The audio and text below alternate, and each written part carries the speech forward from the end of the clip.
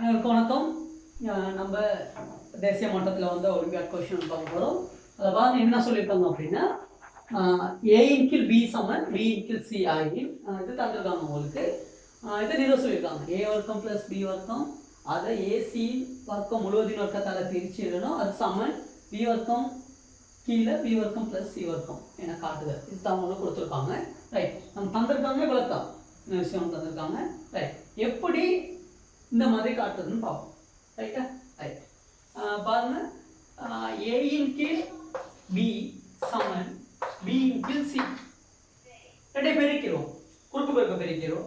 B வர்க்கம் சமன் AC, B வர்க்கம் சமன் AC. இப்படி குறுக்கு பெருக்கம் இது ரெண்டையும் பெருக்கிறதுக்கும் இது ரெண்டையும் பெருக்கிறதுக்கும் சமனாக இருக்கும். அதுதான் சிம்பிள் விஷயம். ரைட், இப்போ இங்கே பி வர்க்கம் இங்கே ஏசின்னு இருக்கு, இங்கே பி வர்க்கம் இருக்கு. ஆனால் பாருங்க ஏ வர்க்கம்னு ஒன்று இருக்கு தானே. ரைட், அப்போ நம்ம வெளிப்படை உண்மை ஒரு விஷயத்தை ரெண்டு பக்கமும் செய்யுது. அதாவது ஒரு ஏ வர்க்கத்தை ரெண்டு பக்கம் கூட்டுவோம். இந்த பக்கமும் ஏ வர்க்கத்தை கூட்டுறோம். நல்லா பாருங்க, ஏசி பிளஸ் ஏ வர்க்கம். ஏ வர்க்கம் சமனுக்கு இந்த பக்கம் கூட்டியிருக்கு, இந்த பக்கம் கூட்டியிருக்கேன். அப்போ ரெண்டு பக்கமும் கூட்டினால உங்களுக்கு இந்த சமன்பாட்டில் எந்த மாற்றமும் இல்லை. இதுதான் வெளிப்படை உண்மை. அதாவது ஏயும் பியும் சமனா இருக்கக்குள்ள சிங்கிற ஒரு விஷயத்தை ரெண்டு பக்கம் என்ன செய்யலாம் கூட்டினாலும் அது எப்படி இருக்க போகுது, சமனா தான் இருக்க போகுது. இதுதான் வெளிப்படை உண்மை. இந்த விஷயத்தை தான் நாம என்ன செய்ய போறேன், இங்கே பாய்க்க போறேன். ரைட்டா? ரைட், அடுத்து நம்ம பாருங்க. இப்போ பாருங்க ஏ வர்க்கம் பிளஸ் பி வர்க்கம் வந்துருச்சு. ரைட், முதல் ஒரு பக்கத்தை கொண்டுட்டு வருவோம், அதுக்கப்புறம் அடுத்த பக்கத்தை செஞ்சுக்கலாம். அதுக்கப்புறம் பாருங்க ஏ பிளஸ் சி முழுவதின் வர்க்கம் அதால பிரிப்போம். ஏ பிளஸ் சி ஒரு ஏதாச்சும் ஒரு கோவை இதை அப்படியே பிரிக்கிறதுனால ரெண்டு பக்கம் பிரிச்சு போடணும். ஏ பிளஸ் சி முழுவதின் வர்க்கம் ரெண்டு பக்கம் பிரிச்சுட்டீங்கன்னா ரைட், அந்த சமன்பாட்டில் வெளிப்படை உண்மை தான்.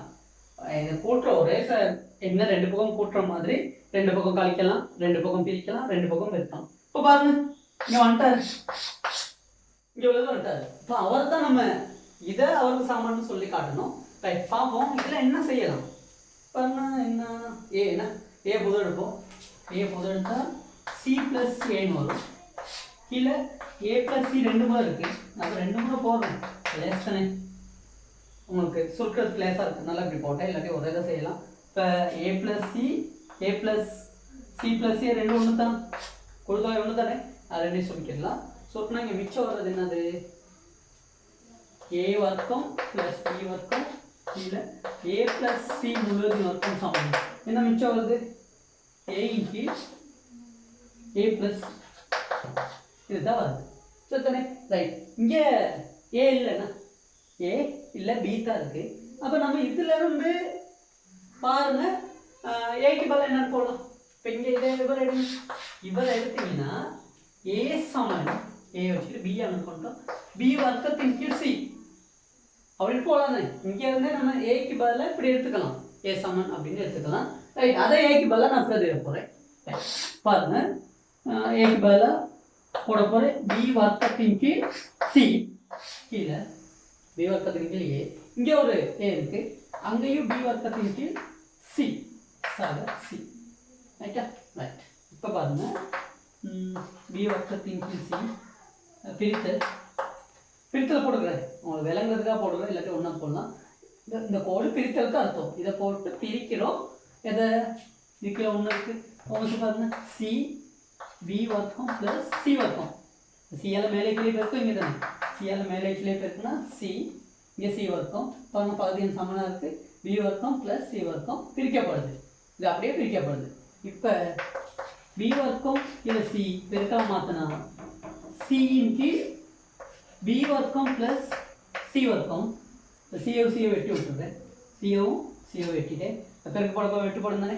அப்போ மிச்சம் இருக்கிறது பி வர்க்கத்தின் கீழ் பி வர்க்கம் பிளஸ் சி வர்க்கம் வந்துருச்சான்னு பாருங்க. இப்போ பி வர்க்கம் கீழே பி வர்க்கம் பிளஸ் சி வர்க்கம் இங்கே வந்துருக்கு. சரி தானே? அப்போ பாருங்க ஏ வர்க்கம் பிளஸ் பி வர்க்கம் கீழே ஏ பிளஸ் சி முழுவதின் வர்க்கம் வந்து எதுக்கு சமனாக இருக்குது, சமனாக இருக்குது. இது ஃபுல்லாக எழுதணும்னு அவசியம் இல்லை. நான் இன்னைக்கு என்ன காட்டுறது தானே, எல்லாத்துக்கும் எழுதி விட்டீங்கனாலும் பரவாயில்ல. ரைட், நான் இன்னைக்கு மட்டும் எழுதுறேன், இல்லாட்டி எல்லாத்துக்கும் எழுதி விடுங்க, பிரச்சனை இல்லை. நம்ம என்ன காட்டுதுன்னு தானே. ரைட், என்ன காட்டியாச்சு. அப்போ இந்த மாதிரி நிறுவல் செய்யக்குள்ள இந்த வெளிப்படை உண்மையை பயன்படுத்துனீங்கன்னா நீங்கள் கணக்கெல்லாம் ஈஸியாக செய்யலாம். ரைட், ஒர்க்காக பார்த்துருந்தேன். பிடிச்சிருந்தா லைக் பண்ணுங்கள், ஷேர் பண்ணுங்கள், மறக்காமல் சப்ஸ்கிரைப் பண்ணுங்கள். தேங்க்யூ, பாய்.